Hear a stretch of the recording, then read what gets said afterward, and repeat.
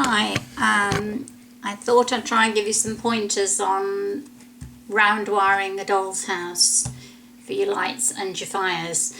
Like everything else with this, there's a million ways of going about it, each to their own. There's two main methods. One is round wiring, which is, let me just scoot over and get one of the lights, which is the usual sort of lights that you can buy. And they have, if I open this, they have what's called round wiring and a plug on,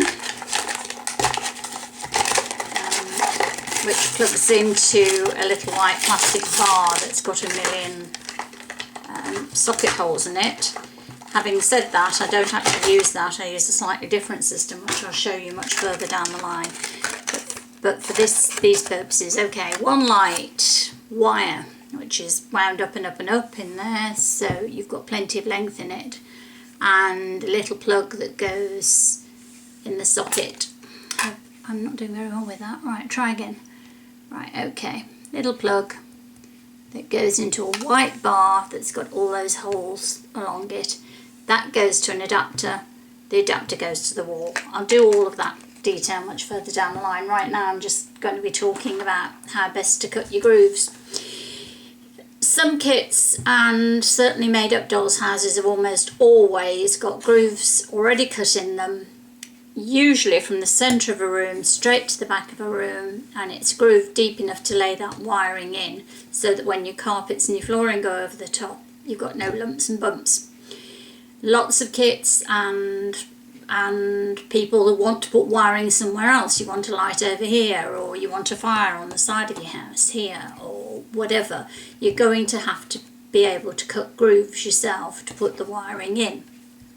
But before I even go there, there is an alternative to cutting these grooves. Lots of people put in a false ceiling or a false floor. If you imagine this as the floor of my doll's house, this will be the ceiling of the room below that the light will be hanging from.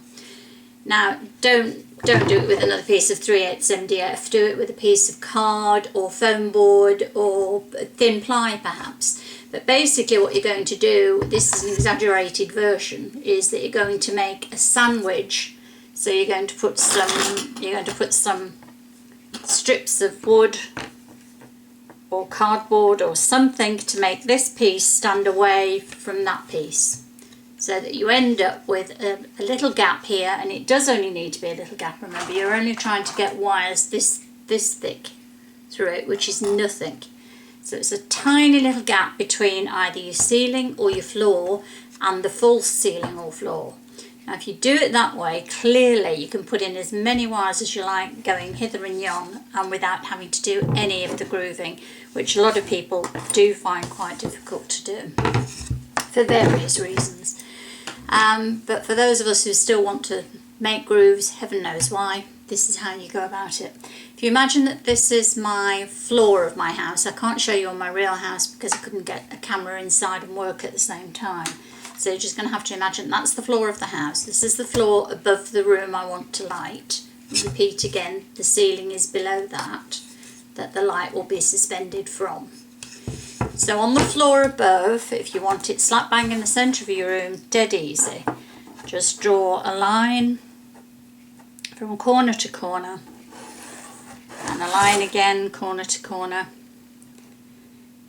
Incidentally, if you use these little propelling pencils, very cheap, extremely cheap ones with very fine leads in them, it saves you having to keep a sharp pencil, and for accurate measurements sometimes when you're doing 1/12 you really could do with a very sharp pencil.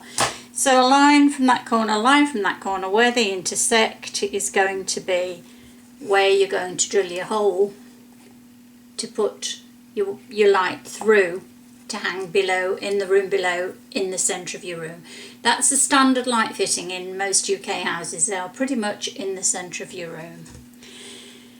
To get it to the back of your room, you've now going to draw, well, you don't need to draw a line to be honest with you, but if you've got a line here, you've got a good guide.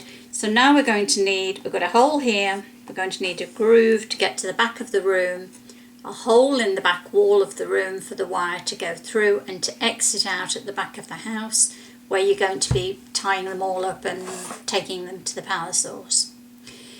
So an easy way of doing this and an inexpensive way of doing this is very simply take a knife, box cutter, a Stanley knife, whatever it is that you favour in terms of a knife. Go down the line that you've made, go a little way to the side of it. Don't need very much, I keep repeating, it's a very narrow wire. Don't give yourself more work than you need. Cut again to the hole, remembering that you've already drilled a hole, which I haven't done of course. And you've got, I don't know if you can see that, but you've got 2 lines cut in the wood.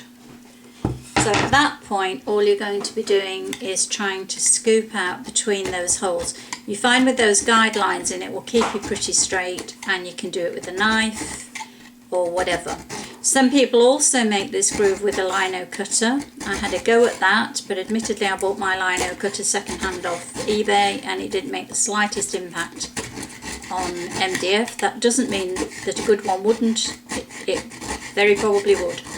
So you can go down it with a lino cutter, go down it just hacking away with a knife. It doesn't have to be very beautiful, it's never going to be seen. All you're trying to achieve is some sort of groove in your wood deep enough to carry your wires.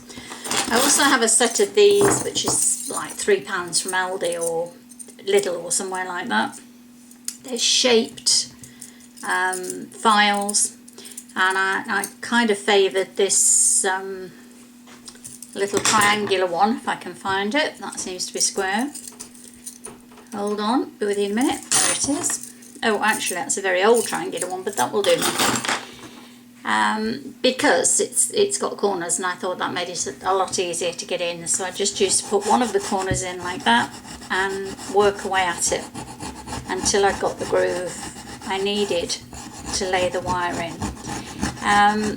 It's surprisingly more work than you think it is. It takes a while to get it deep enough to get the wire in, but just check every so often. Just take your light that you want to put in, lay your wire inside the ridge that you've made, the groove that you've made, and see if it's still sticking up a bit. If it is, just keep going. And that's all you do to make a groove from the hole to the back. And I repeat, don't forget, drill your hole here, a very fine hole, enough to take your wire through, and a hole at the back to exit your wire. It is that simple. If you're doing a fireplace on either side of your room, you can take it from wherever your fireplace is and across to the back, or to the nearest exit basically. You don't want to do more than you need to do.